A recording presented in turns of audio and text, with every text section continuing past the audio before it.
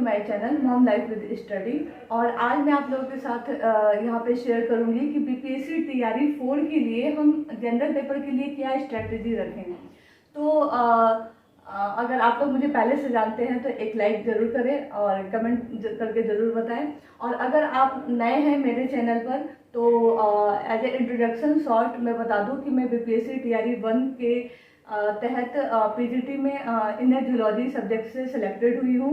और यहाँ पे मैं वीडियोस जो है वो अपलोड करती हूँ कि जो कैंडिडेट हैं बीपीएससी टीआरई के लिए वो जनरल पेपर के लिए या अपने जो है सब्जेक्ट में वो कैसे अप्रोच करें, घर पर बैठकर कैसे तैयारी करें कि जो है अच्छे नंबर से उनका क्रैक हो जाए। और मेरे जो प्रीवियस वीडियोस हैं वो काफ़ी लोगों के जो कैंडिडेट्स थे टीआरई 2 टीआरई 3 उन लोगों को बहुत पसंद आया और काफ़ी हेल्पफुल थे। तो इसलिए आप लोगों के बहुत मैसेज आ रहे थे कि टीआरई 4 के लिए भी मैं कुछ वीडियोस या फिर कुछ स्ट्रेटजी जो है आप लोगों के साथ शेयर करूं। तो यहाँ मैं आप लोगों के साथ जनरल पेपर की स्ट्रेटजी शेयर कर रही हूँ। ठीक है, जनरल पेपर के लिए जो है क्या अप्रोच रखनी चाहिए। और मैंने जो भी अभी लेटेस्ट टीआरई 3 में भी मेरा ड्यूटी पड़ी थी, एग्जाम ड्यूटी, उसमें मैंने जीएस के क्वेश्चन पेपर देखे और एकदम यकीन मानिए अगर जिस तरह से मैं कह रही हूँ उस तरह से आपने जनरल पेपर की तैयारी की ना तो बहुत काफ़ी अच्छे मार्क्स जो हैं वो आपके अचीव हो पाएंगे। क्योंकि बहुत कुछ नहीं, कुछ सेलेक्टेड चीज़ों पे हमें ज़्यादा फोकस करना है। तो जैसे कि टीआरई 4 में जीएस, ठीक है, और जीएस में भी जो है हमारा आधुनिक भारत का जो इतिहास है उससे बहुत क्वेश्चन पूछे जाते हैं, कम से कम 8 या 10 क्वेश्चन पूछे जाते हैं। तो अगर अभी हमारी टीआरई 4 होने में नोटिफिकेशन आएगा और काफ़ी ज़्यादा मात्रा में जो है वैकेंसीज जो है देखने में आ रही हैं और शायद मेरे अनुमान से अक्टूबर या नवंबर में जो है इसका एग्ज़ाम होगा। नवंबर हम मान के चल सकते हैं, ठीक है, मैक्सिमम, क्योंकि जल्दी जो है अभी जो इलेक्शन आने वाले उससे पहले वो रिजल्ट देकर और जो है वैकेंसी को क्लियर कर लेंगे टीआरई 4 की। तो इसलिए जो आधुनिक भारत के इतिहास का जो है ना उसके लिए मैं आप लोगों को सजेस्ट करूंगी कि अभी भी आप लोगों के पास कुछ टाइम है। अगर आप न्यू हैं, आप फ्रेशर हैं, टीआरई 4 में आपने 3 या 2 का एग्ज़ाम नहीं दिया है तो अभी आप जो है आधुनिक भारत के लिए आप प्रेफर कर सकते हैं ये बुक। ठीक है, घटना चक्र की ये बुक है, ठीक है, जिसमें भारतीय इतिहास आता है। इसमें टोटल है प्राचीन भारत भी है, मिडावियल है और बाद में एंशिएंट है, मॉडर्न है। तो इससे आप जो है ना मॉडर्न हिस्ट्री आप पढ़ सकते हैं। ठीक है, काफ़ी हेल्पफुल रहेगा। और साथ साथ में इसमें जो क्वेश्चंस दिए हुए हैं वो क्वेश्चंस हैं जो जैसे आईएएस बीपीएससी या किसी प्री एग्जाम में जो क्वेश्चन पूछे गए हैं मॉडर्न हिस्ट्री से वो क्वेश्चन इसमें दिए हुए हैं। तो आप उसको चैप्टर वाइज पढ़िए और जो इसके साथ साथ क्वेश्चन दिए हुए हैं उसको आप ज़रूर लगाइए। एकदम आपको ये बहुत हेल्पफुल होगी ये बुक। आपको एकदम जो भारतीय इतिहास का आपने कभी पढ़ा नहीं हो, आप साइंस बैकग्राउंड से, कॉमर्स बैकग्राउंड से हैं या फिर किसी और बैकग्राउंड से हैं, तो ये बुक पढ़ेंगे ना तो आपका जो है बेसिक के साथ साथ एडवांस की भी मतलब जो क्वेश्चन है वो सारे इस बुक से है। तो ये बुक आप जरूर प्रेफर कीजिएगा। ठीक है, उसके बाद इसके साथ साथ जो है बिहार सामान्य ज्ञान भी आता है। तो मॉडर्न बिहार भी आता है और उसके साथ साथ सामान्य ज्ञान जो जैसे ज्योग्राफिकल उत्तर बिहार का मैदान कैसा है, इस तरह के क्वेश्चन, कौन सी नदियाँ किधर से बह रही है, निकल रही हैं, गंगा किन किन शहरों से होते हुए गुजरती है बिहार के। तो ये जो है एक एल्यूशन की आती है या फिर क्राउन की सामान्य बिहार की बुक आती है। ठीक है, ये किताब आप परचेज कर लेंगे, कोई भी आप एल्यूशन की ले लें या क्राउन की ले लें, उसको चैप्टर वाइज पढ़ें। और इसमें जो प्रीवियस ईयर क्वेश्चन दिए हुए हैं, ठीक है, इसके लास्ट में हर चैप्टर के लास्ट में क्वेश्चन दिए हुए हैं वो क्वेश्चन जरूर आप करें। मतलब वो क्वेश्चन एकदम आपको हो जाना चाहिए कि एक भी गलत ना हो, आपको याद होने चाहिए विद आंसर वो क्वेश्चन। तो ये इसके लिए है।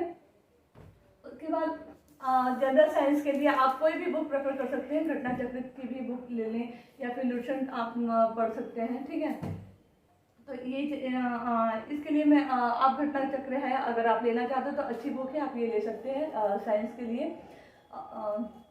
उसके बाद जो है ज्योग्राफी के लिए मैं बोलूँगी कि उसमें ज्योग्राफी से भी कुछ क्वेश्चंस आते हैं तो उसके लिए आप महेश बर्णवाल की बुक को प्रेफर कर सकते हैं, इंडियन ज्योग्राफी है इसमें।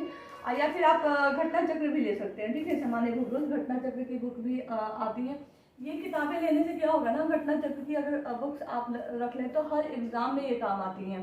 और काफ़ी अच्छे इसके नोट्स होते हैं, काफ़ी अच्छे क्वेश्चन दिए हुए रहते हैं जो प्रीवियस ईयर से रिपीटेड जो होते हैं, प्रीवियस ईयर में जो पूछे हुए रहते हैं वो क्वेश्चंस होते हैं। तो इन क्वेश्चंस को करने से हमारा जो क्वेश्चन प्रैक्टिस है वो भी होता रहता है। उसके साथ साथ आप मैथ के लिए कर सकते हैं, ठीक है। मैथ के लिए आपके पास कोई भी मैथ की बुक हो उससे आप कर सकते हैं। जैसे आप केडी पब्लिकेशन की बुक ले लीजिए, या फिर ये जो है सगीर अहमद की बुक ले लीजिए, और नहीं तो द बेस्ट होता है आर.एस. अग्रवाल, उस बुक से आप क्वेश्चंस लगाइए। और उसके साथ साथ आपको बिहार करंट अफेयर और इंडियन मतलब करंट अफेयर भी देखना है। तो करंट अफेयर के लिए आप यूट्यूब पे कोई चैनल को सब्सक्राइब कर लीजिए, जो भी अच्छे पढ़ाते हो करंट अफेयर से रिलेटेड, वो उस चैनल के टच में रहिए। एग्ज़ाम से 6 महीने पहले का बिहार करंट और जो है इंडियन करंट मतलब जो करंट अफेयर के इंटरनेशनल या नेशनल, उसको आप देखते रहिए कंटिन्यू, ठीक है। बाद में लास्ट में 6 मंथ का एडुटेरिया का आता है, और भी बहुत सारी जितने घटना चक्र की किताबें आती है, तो वो हम रिवीजन के लिए बात करेंगे। फिलहाल यहाँ मैं आप लोगों की स्ट्रेटेजी बता रही हूँ कि अभी आपके पास टाइम है, ठीक है।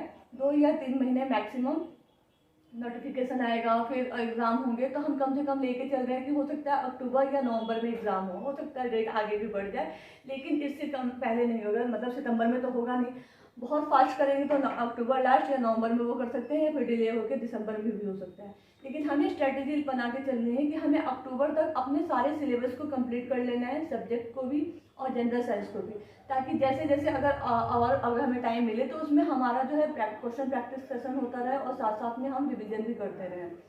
तो फिलहाल अभी के लिए मैं आपको आगे भी बताऊंगी कि जब कम समय रहेगा तो हम अपनी कैसे स्ट्रेटेजी अपनाएंगे, कैसे कम समय में हम ज़्यादा से ज़्यादा नंबर स्कोर कर सकते हैं। फिलहाल लेकिन अगर आपके पास टाइम है तो आप इन सारी बुक को अभी से पढ़ना शुरू कर दीजिए। जितना समय आप अपने सब्जेक्ट के लिए दे रहे हैं उतना ही समय मतलब उतनी ही मतलब वो करके कंसंट्रेट होकर जो है आपको जीएस के लिए भी पढ़ना है, जनरल पेपर 1 के लिए भी पढ़ना है, क्योंकि इसका भी एक एक स्कोर, एक एक नंबर बहुत मायने रखता है। आप करंट अफेयर छोड़ के चले जाएंगे या कोई भी पोर्शन छोड़ के चले जाएंगे, उससे हो सकता है 2-3-4 इजी क्वेश्चन आ जाए और वो हमारा मिस हो जाए, तो इससे क्या होता है कि हम दूसरों से जो है ना 1 नंबर कम हो जाते हैं, और दूसरे इसी इजी क्वेश्चंस को वो कर लेते हैं, क्योंकि उन्हें हर चीज़ को क्या किया होता है, तैयारी की होती है, और वो 1-2-4 नंबर से आगे चल जाते हैं, और हम कट ऑफ में हमेशा 1 या 2 नंबर से रह जाते हैं। तो इसलिए मैं कह रही हूँ कि फिलहाल जीएस के लिए जो है ये सारी बुक्स को आप एक बार कर लें। और सब्जेक्ट, रही बात सब्जेक्ट की, तो पीआईटी के लिए अलग स्ट्रेटेजी होती है, टीजीटी के लिए अलग स्ट्रेटेजी होगी, उसमें आपका मैथ, साइंस, सोशल साइंस क्या है ये चीज़ें अलग होंगी, और पीजीटी के लिए अलग होगी। तो पीजीटी के लिए ना मैं साइंस के लिए मतलब जियोलॉजी, केमिस्ट्री और फिजिक्स या बॉटनी बैकग्राउंड से आप हैं, तो मैं एक आपको वो बता सकती हूँ स्ट्रेटेजी कि मैंने अपने टाइम में क्या किया था, और आप भी उस तरह से कीजिए तो मैक्सिमम स्कोर आप करेंगे। और ये वीडियो आपको लिए हेल्पफुल लग रही है और आप चाहते हैं कि सब्जेक्ट पे भी रिगार्डिंग मैं वीडियोस अपलोड करूँ, तो प्लीज़ कमेंट करके ज़रूर बताइएगा। और बाकी अगर आप पुराने मेरे व्यूअर हैं और आपने DRE 3 का एग्ज़ाम दिया है, या फिर आप कहीं सेलेक्टेड हो गए और ये वीडियोस आप बहुत दिनों बाद देख रहे होंगे, तो प्लीज़ कमेंट करके ज़रूर बताइएगा कि वीडियोस आपको कैसी लगी।